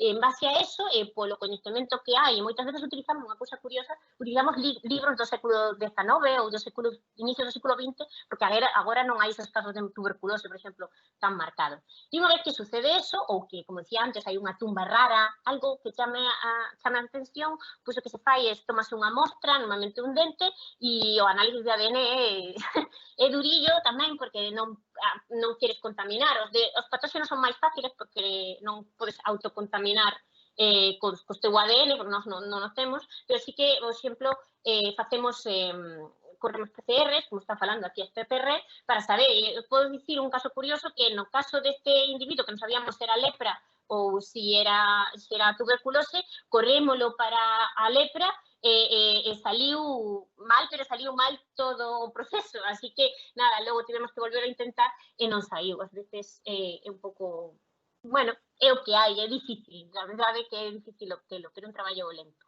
Moitas gracias. Diana? Vale, me preguntan también si hasta qué punto pudo o existe una idea a sobredimensionar la relación causal entre la peste y los cambios que se producen a lo largo de la Baja Edad Media. Y si deberíamos entender esta pandemia más como una especie de factor acelerador de cambios que ya estaban teniendo lugar o que ya comenzaron como causa primigenia. Yo creo que la peste sola por sí misma no, pero sí que estimuló muchísimo, porque tenemos que tener en cuenta que tuvo que ser un verdadero shock. En una sociedad que efectivamente podía achacar las malas cosechas a castigos divinos o incluso el fenómeno de la guerra podía también ahondar en esa perspectiva. La guerra más que hacia un castigo divino, que también, porque la guerra de los 100 años se entiende, o los conflictos bajo medievales también se entienden como designios de Dios que, bueno, marca o inclina la balanza a favor o en contra de aquellos con los que está más de acuerdo o que mejor le representan. Pero la peste fue un elemento de una visceralidad brutal, y en ese sentido esas reacciones que se busca imponer ante la muerte, buscar que sea más sosegada, tiene que tener desde mi punto de vista, un elemento claro, analítico, interpretativo en la llegada de la peste. No por sí misma, o quizá si hubieras impactado solo la peste, igual no habría sido el mismo efecto entrando ya en la historia ficción, pero sí que tiene muchísimo que ver. ¿Hasta qué punto podía tratarse de elementos que ya vinieran de atrás, de la plena Edad Media? A mí me da la sensación que no. Me da la sensación que no, aunque es verdad que el siglo XIII y el siglo XIV ya configuran un tándem más distinto del que va a suponer el XV, por ejemplo, que el XV ya mira hacia el XVI de otra manera y por muchas otras cosas. Pero en mi opinión sí que tiene un peso decisivo en todas esas consecuencias que he tratado de poner de manifiesto antes. Gracias por la pregunta. Pois tiñamos dúas preguntas, eu creo que aí así xa hai un debate feito, que é unha persoa que pregunta que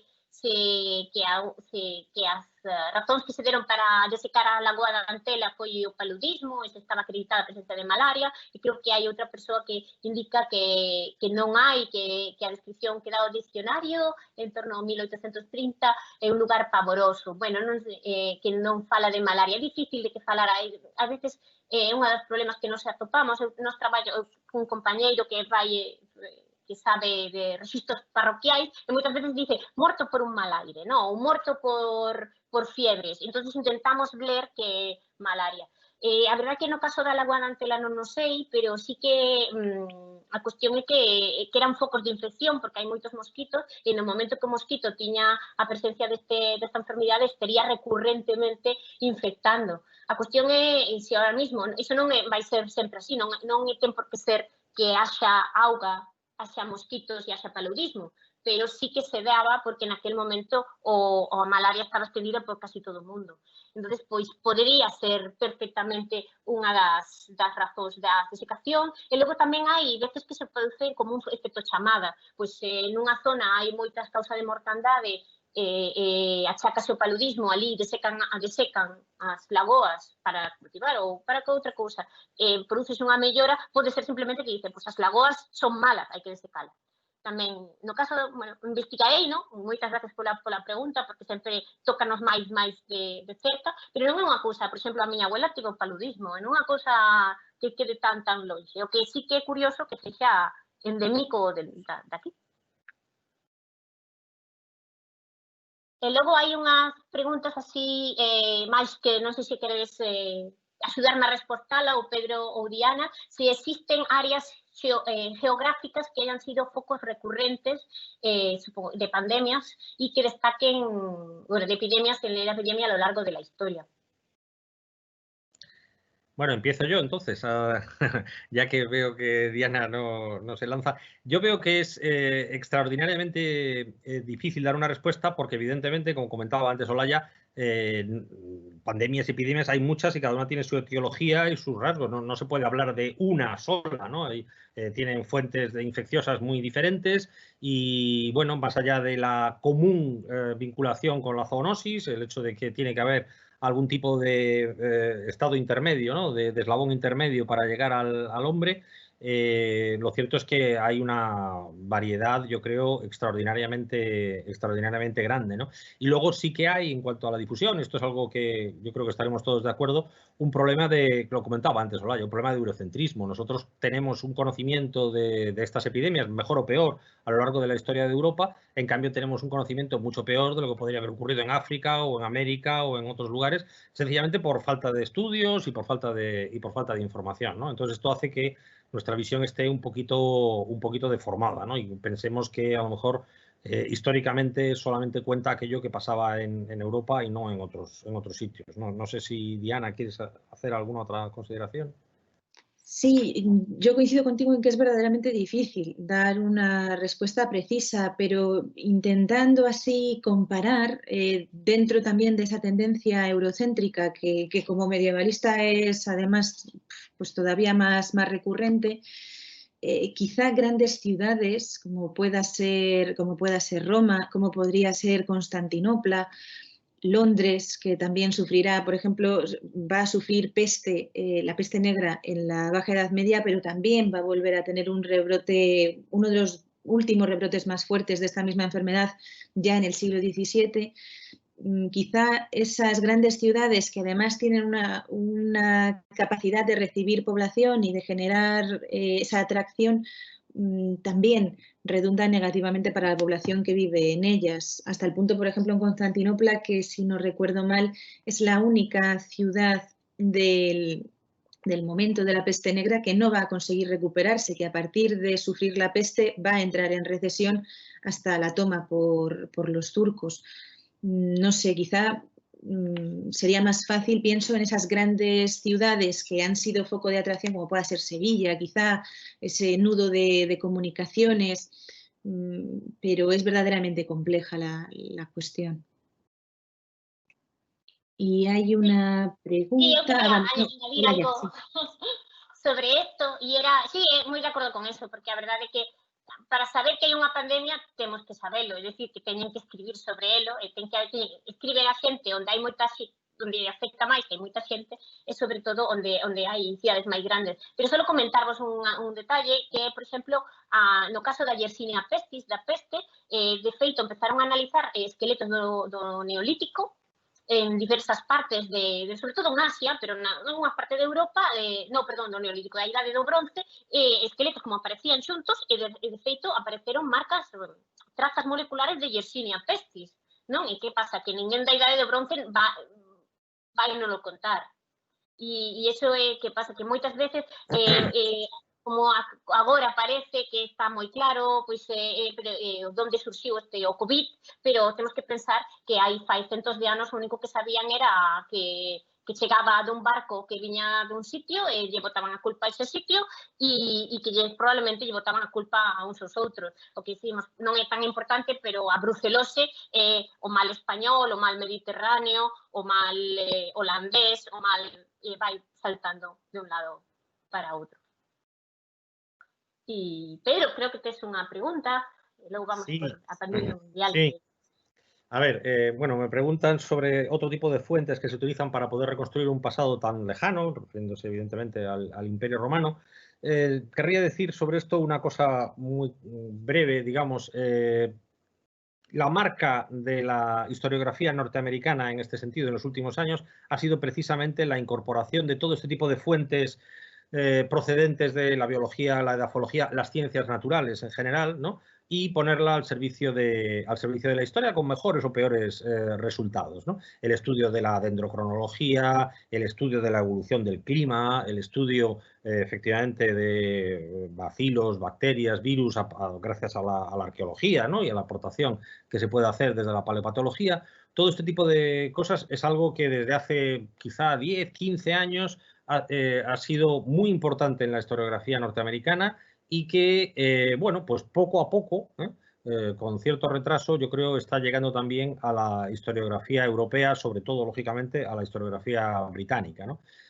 Quizá es el mayor cambio que se ha producido, pero muy brevemente, como historiador, todo esto son aportaciones muy, muy notables, evidentemente, pero conviene no perder nunca de vista el hecho de que lo importante son las preguntas que nosotros como historiadores nos hagamos y qué es lo que queremos conseguir. Es decir, el medio, el método, como etimológicamente es así, es un camino para llegar a un determinado final, ¿no? Entonces, a veces quizá hay un cierto, que yo entiendo que son técnicas muy novedosas, muy llamativas, muy impactantes algunas de ellas, ¿no? Y llegan a los medios de comunicación, llegan a los periódicos con demasiada rapidez a veces, pero no podemos, yo creo que eso puede llevar a un cierto desenfoque, ¿no? En que lo importante sea no el medio y no la pregunta que nosotros estemos haciendo. Eu quería facer, bueno, unha pregunta que desapareceu, que estuvo aí un ratiño, que creo que foi culpa miña, porque non a lín de primeiro, que é se esta pandemia era unha redundancia, non sei que pensades vos, pero esta pandemia, para min é moi importante, que se está falando agora da natureza, ou de cuidar a natureza, ou que agresimos a natureza. A natureza somos nós. Nós somos parte da natureza, as pandemias suceden aos outros animais e tamén nos suceden a nós. O que pasa é que se o COVID, en vez de matar seres humanos, matar outro tipo de animais sería moito menos importante, máis importante para eses animais, pero menos importante para nós. Entonces, o feito de que é unha redundancia, sí, porque a vida é así, hai microorganismos que se dedican a infectar a outros para poder sobrevivir, pero non lle que resta importancia a esta pandemia que estamos a vivir, porque cada xeración que viviu unha pandemia ten que adaptarse a ela e tentar sobrevivir da maneira mellor posible que lle afecte o menos posible, sendo consciente de que xa pasou no pasado, o que intentábamos neste ciclo de conferencias é recordar o que se fixo no pasado, facer esa reflexión para axudarnos en este momento que estamos a vivir. Non sei se hai unha pregunta, se ha discutido mucho si hay o no relación entre las temperaturas y el desarrollo de la virulencia del COVID-19. De momento parece que no hay una relación clara. ¿Y otra relación entre el clima y las pandemias? ¿Alguien quiere responder? Creo que Diana hizo ya una especie de reflexión sobre esto. No sé si quiere profundizarlo. Sí, igual intento hacer un requiebro y lo conjugo también con otra pregunta que va en esa misma dirección, y hacemos un poco para no redundar o repetirnos. Me preguntan que también hay investigaciones sobre la peste que han aludido al papel del cambio climático del siglo a la que he aludido en la conferencia, y que tuvo un desarrollo en la pandemia, haciendo de historia ficción. La historia del futuro aludirá a 2020 refiriendo a aspectos de tipo climático y ambientales de este tipo.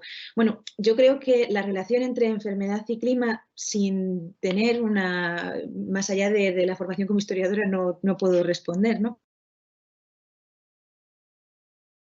Pero condicionante.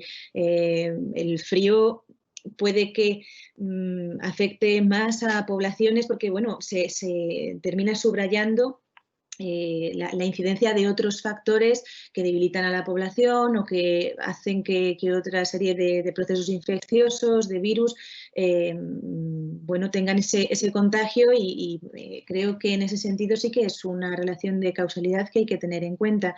Y en los diferentes trabajos que he consultado se hace una alusión muy clara, a un enlace, un entrelazamiento muy claro entre esa conexión de la modalidad o de la forma neumónica o pulmonar y ese gran impacto que termina por poner fin a la vida de un gran conjunto o de un núcleo de población, aunque no sea muy grande cuantitativamente, pero que impacta de una manera muy decisiva y que ayuda a propagar y mucho. Esto yo creo que nosotros lo podemos ver, ¿no? Por nuestra propia experiencia, es decir,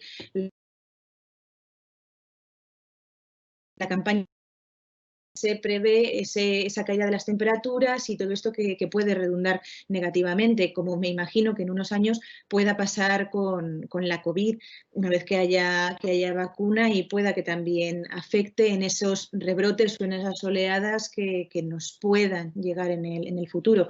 No sé si esto que estoy diciendo tiene algún tipo de fisura, pero al menos creo que tiene cierto sentido verlo así. No sé si Olaya puede aportar algo más, que seguro que sí, desde luego.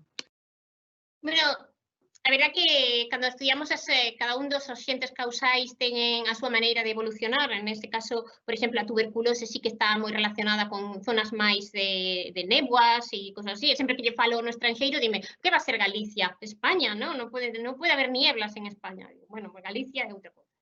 Pero sí que hai unha relación co cambio climático moi clara, porque, por exemplo, a idade do xeo que se sabe que hai peores cultivos, entón a xente pasa máis fame, que é un pouco que comentaba tamén Diana ata agora. Pero tamén pensamos, por exemplo, da relación que nos deparará o futuro. A verdad que o cambio climático proporciona con factor humano importante, non sabemos moi ben como vai evolucionar, pero tampouco podemos esquecer que o tránsito da período cálido medieval á pequena idade do xeo son moitos graus de temperatura que se baixa, e o mismo sucede entre o período cálido romano e o tardo antigo. Entonces, hai que tamén ter esa visión histórica para a cuestión do cambio climático.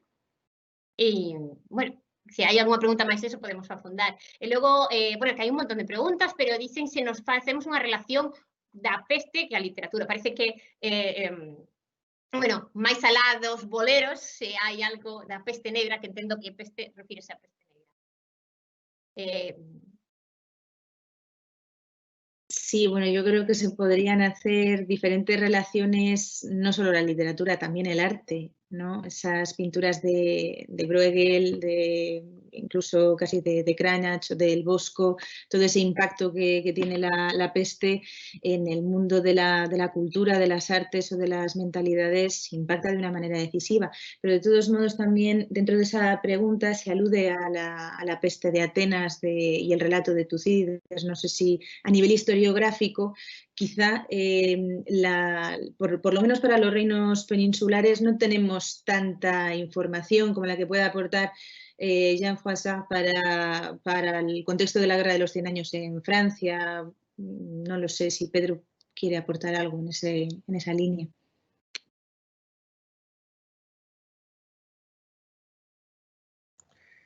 Sí, no, bueno, yo veo que hay, por avanzar un poco, veo que hay una pregunta dirigida específicamente a la inscripción de Aspontes, la inscripción de Portorroigo, que dice, según entendí, se conocen 9 con el mismo contenido que el antiguo Imperio Romano Occidental. Mi pregunta es sobre el carácter de estas placas, si tenían algo que ver con las autoridades locales o de otro tipo, o si era algo meramente particular que un ciudadano levantaba en su casa para alejar la peste de su familia.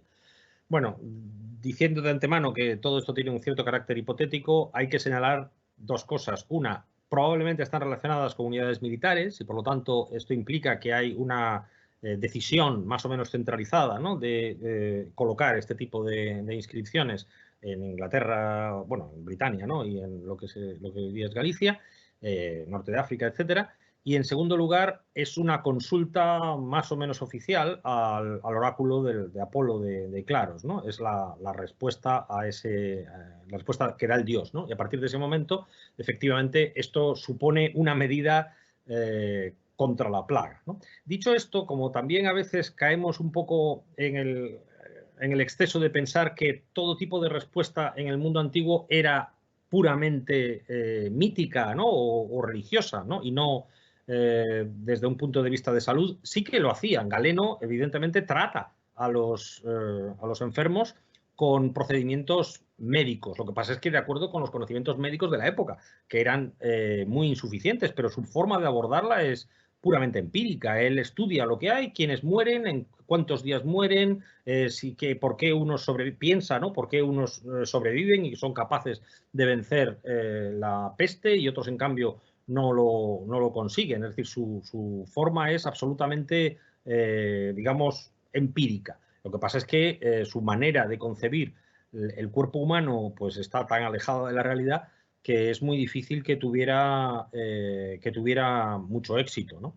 Entonces, bueno, hay que entender esta, no sé si decir esquizofrenia, pero bueno, esta doble alma de la mentalidad romana que está siempre presente. Y luego, bueno, hay evidentemente bastantes más preguntas. Quizá la pregunta que hace Héctor y que nos dirige a los tres es la que tiene, digamos, más difícil de contestar. No sé si decir que tiene más mala intención, porque está pensando que, claro, si la COVID-19, al tener una sintomatología variada, a lo mejor hoy día lo pueden ver como varias enfermedades, ¿no?, y no como una sola. Al final, evidentemente, yo creo, no sé si, bueno, Yolanda puede aportar más, pero está claro que la decisión definitiva está en el estudio paleopatológico de los restos humanos y el determinar efectivamente aquí tenemos este virus o este otro, ¿no? No hay más, ¿no? Porque no hay, por mucho que la descripción, bueno, es verdad que las descripciones ayudan, ¿no?, que comentaba antes Diana, y es lo que no, bueno, lo que no es decisivo de todas maneras, ¿no? Pois si, tomando a palabra, complicada a pregunta, pero a cuestión é como sería, que entendo que a pregunta é non sei, como sería no pasado, pero claro, eu fagome a idea do pasado completo, que non é solo os recursos que tiñan para identificar esa enfermidade, que no pasado pasábase máis fame que agora, e as condicións de higiene eran peores que as de agora, as condicións de vida eran peores que as de agora. Entón, eu creo que sí se darían conta, porque estou convencida que a mortandade do COVID sería máis grande en poblacións con baixos recursos, desgraciadamente saberémolo porque está chegando a poblacións do mundo que teñen poucos recursos. Non esquezamos que a xente, o ser humano, a idade media de morte eran 40 anos, pero sigue sendo, porque a maioría dos seres humanos viven en condicións moi malas. E eu creo que sí, a cuestión é sí que hai unha transmisión, porque se vería que está enfermos membros da mesma familia, ou é unha transmisión, ademais, neste caso, moi rápida, e a cuestión é se a diferente sintomatoloxía se vería como unha soa enfermedade ou non. Pero ten unhas características, por exemplo, problemas para respirar, esos fallos, como que eu creo que sí, que tería un cuadro clínico interesante e diferente do que xa se vivira antes. Que como lle chamarían? Ou se lle chamarían gripe porque todo sería gripe, ou malaire, que malaire é un tipo de recurrencia no mundo galego, no mundo peninsular moi común, pois probablemente sí. Pero creo que no pasado tería unhas consecuencias malas, porque agora temos todos os recursos e hai moitos mortos ainda. Tampoco puedo aportar mucho más, pero en cuanto a la nomenclatura que le podrían haber dado, en el caso medieval, quizá incluso habría resultado o lo habrían denominado peste si no hubiera coincidido con la peste negra, porque quizá para ellos hubiera sido también un tipo de pestilencia propagada por el aire y quizá dependería también si en ese escenario que nos planteamos esa COVID hubiera sido previa o posterior a la peste negra y quizá le hubiera desbancado. Entonces, puestos a jugar ¿no? en el terreno de lo hipotético, deberíamos poner eso de cara a ponerle nomenclaturas, pero bueno, sí, en el resto totalmente de acuerdo con Olaya. No sé si, a ver, hay una pregunta para... Bueno, hay una pregunta sobre la peste antonina, pero no sé si ya que estoy en el uso de la palabra, utilizo la última, que también es para los tres, y que nos pregunta qué aspectos positivos comunes, si es que los hubo, resultaron de las grandes epidemias o pandemias, cambios sistémicos, sociales, económicos. Bueno, yo en mi caso lo he tratado para hacer una apreciación un tanto global, lo he tratado de exponer a través de ese tipo de consecuencias, quizá no percibidas de una forma positiva por los propios coetáneos, pero que desde nuestra posición actual sí nos permiten valorar ese cambio, un cambio que como decía, podía afectar desde las artes y que nos permite contar con obras tanto literarias como artísticas que ahora consideramos de primer orden, como cambios de tipo económico, como es ese avance de la ganadería, en el consumo de carne para variar la dieta o también en el consumo en la producción lanera, como puede ocurrir en Inglaterra, el despegue de la lana inglesa que luego va a importarse a Flandes tiene mucho que ver con todas esas crisis que tienen lugar, tanto crisis de subsistencia relacionadas con las hambrunas como las relacionadas con la peste. Las causas, yo creo que, o los aspectos que nosotros podemos juzgar como positivos, al menos en el caso de la Baja Edad Media, creo que son muchos. De hecho, una sociedad que va a pasar a mirar hacia el renacimiento, una apreciación de la vida y un disfrute también de una forma mucho más convencida, el progreso de la individualidad, de la búsqueda del individuo que va a terminar en el humanismo. Serían muchas las consecuencias positivas que podríamos extraer. Efectivamente, hay una pregunta sobre el caso de la peste antonina o de la antigüedad en general, en donde, bueno, si realmente había una afectación más al pueblo llano que a las clases más acomodadas, ¿no? Esto es una pregunta que honestamente no sabría contestar, porque yo creo que nos falta una información. Como siempre ocurre, si afecta, como en este caso, a Lucio Vero, que es una de las razones que pudo haber muerto como consecuencia de esta peste, pues esto es mucho más llamativo, pasa a las fuentes y queda constancia, ¿no? Como algunos casos que ponía antes Diana, ¿no? De reinas que han sido que han fallecido como consecuencia de esto, ¿no? Las muertes en el pueblo llano pues pasan más desapercibidas en las fuentes y por lo tanto es fácil caer en el error de pensar que la afectación era más grande incluso o que tenía la misma afectación las clases altas y el pueblo llano, ¿no? Por lo tanto, resulta extraordinariamente, yo creo, extraordinariamente difícil dar una respuesta clara y determinada. En términos generales, lo único que se me ocurre a mí es que, evidentemente, la afectación es más grande allí donde hay más concentración humana, donde hay más densidad, ¿no? Es decir, por ejemplo, pues lo que se comenta siempre, la Roma antigua, ¿no? Una de las grandes, la ciudad preindustrial más grande de la historia, ¿no? Hasta el Londres del siglo XIX, una ciudad de 1 millón de habitantes, pues seguramente el impacto tuvo que ser muy grande, como en el ejército, ¿no? Que también lo comentábamos antes. En cambio, a lo mejor población rural más dispersa, pues aquí es más difícil o sería menor el impacto en principio.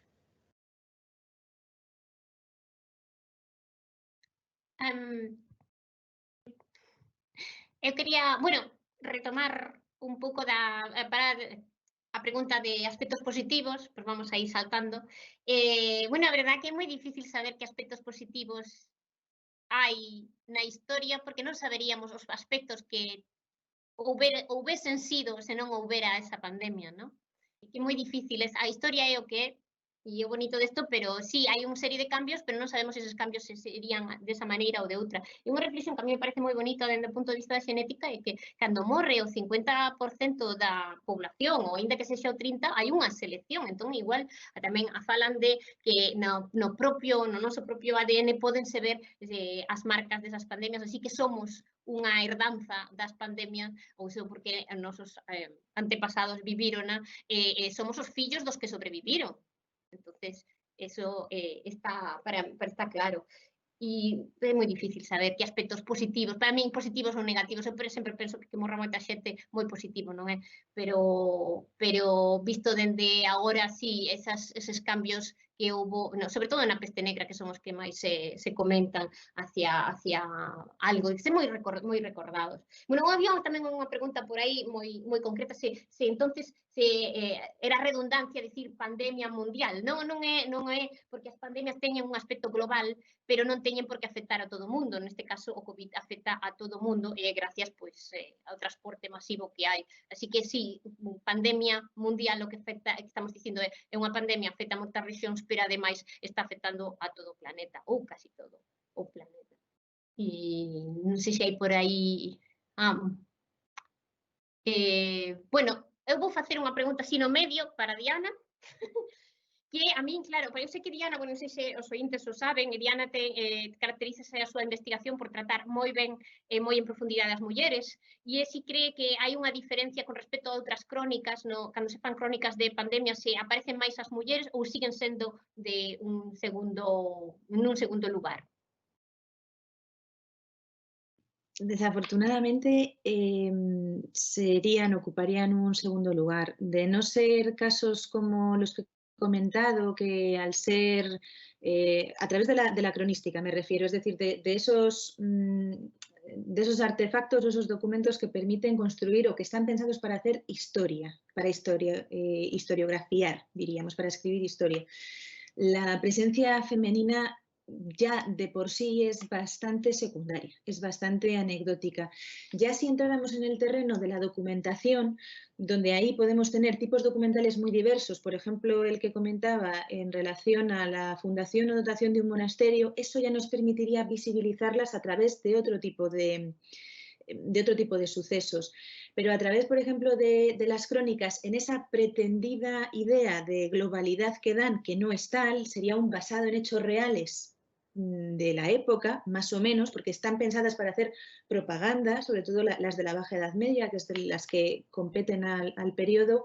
La presencia de mujeres es verdaderamente anecdótica. Se puede reducir a la reina, algún personaje femenino que tenga por diferentes cuestiones pues algún papel determinado, pero ya si a eso le sumamos qué valor tienen las mujeres dentro de estos textos para construir o hacernos una idea del nivel de afectación, de contagio, ahí sería prácticamente un desconocimiento total, prácticamente. Y no sé si se ha visto como que me arqueaba un poco las cejas retomando un poco el foro que tenemos, porque es que la siguiente pregunta que tenemos saliéndose de la temática tratada, gira en torno a cómo creemos que será el futuro inmediato de la financiación, y por eso se me saltaban las cejas, para la investigación en el ámbito de las humanidades. Parece que se está produciendo una revalorización de la investigación, pero podría verse en las ciencias, afectación en las ciencias humanas negativamente o no. Bueno, no lo sé, es que en esto también obedece a tantos factores. Yo no lo sé, soy un poco pesimista al respecto y creo que somos lo primero que puede caer o la última rama de la cola que se puede cortar primero. No sé si me matizáis, pero no lo sé. Esta es mi opinión. Bueno, yo quizá convertiría la pregunta en un, no sé, si un grito o algo así, de decir, evidentemente en España, desde el que inventen ellos de Unamuno, seguimos con esa tradición. Lo dijo Fernando Simón hace poco, ¿no? Le encantaría vivir en una sociedad en la que hubiera investigación, ya no de ciencias humanas o médicas o física o lo que sea, ¿no? De investigación en términos generales, ¿no? Que hubiera un apoyo muchísimo más decidido. Ahora esto es evidentemente una nube de verano, pasará la COVID, habrá muchos comentarios sobre la necesidad de hacer investigación biomédica y al cabo de poco se olvidará y volveremos a la tradición de que es tremendamente miope en este país de pensar que, o no darse cuenta de que el futuro está ahí, el futuro real de cualquier país hoy en día pasa por I+D, no hay otra opción, ¿eh? No existe otro camino si quieres realmente mantener los niveles de desarrollo que tenemos ahora. Y eso tiene que ser, pues, pero bueno, esto ya es que se sale totalmente de todo esto, tiene que ser evidentemente un pacto político con a medio y largo plazo que establezca unos niveles de inversión muy grandes y que permita, y ya con esto termino porque me estoy convirtiendo en una especie de meeting político, que permita sobre todo la atracción de talento extranjero a las universidades españolas, que haya una movilidad y una importación de todo esta, que produzca ese dinamismo y que permita que en términos generales España se ponga eso, en una cierta vanguardia del conocimiento. Pero bueno, no sé si Olaya, que es la que sabe más de esto, quiere decir algo más. Bueno, o que quería decir, que quizá un desexo para o futuro, é que me gustaría que non houbera investigación en ciencias humanas, que me gustaría que, como decía Pedro, houbese investigación. Iso que falemos das estudios das epidemias, é que os estudios das epidemias no pasado non son o que son sen as ciencias biolóxicas, as ciencias médicas, pero as ciencias humanas, a arqueoloxía, é o punto clave. Eu creo que estamos nun mundo que está nunha transición de unha investigación cada vez máis pequena e máis de recunchiño a unha investigación cada vez máis global e, ademais, gustaríame que no futuro, se pode dicir desexos, no? de Nadal ou desexos de COVID, e que o futuro nos traera investigación non só de xente da fora, mobilidade entre as áreas, mobilidade entre as visións, porque creo que só así a natureza que somos nós non ten compartimentos, e só así poderemos entender o que pasou, o que pasa e o que pasará. Rematadas as preguntas, este debate, gustaríame darlle as gracias e felicitar aos relatores por ter impartido unhas conferencias tan interesantes como entretidas, agradecer á audiencia a súa asistencia e a participación nas preguntas e no debate, agradecer os esforzos ao Campus da Ciudadanía e ao Vicerreitorado de Investigación e Innovación por organizar este evento, este ciclo de conferencias. E coa mesma quería aproveitar a ocasión para convidarvos a todos á seguinte conferencia, que será o xoves 25 de xuño ás 12 horas, e titúlase Convida 20, a pegada psicolóxica do confinamento en estudantes universitarios. Está a cargo da profesora investigadora Isabel Fraga, e participarán investigadores como Carlos Montes, Isabel Padrón, Estrella Romero e Lucía Vieitez. Sen máis, desexarvos a todos unha boa tarde e moita saúde nesta situación excepcional que estamos a vivir.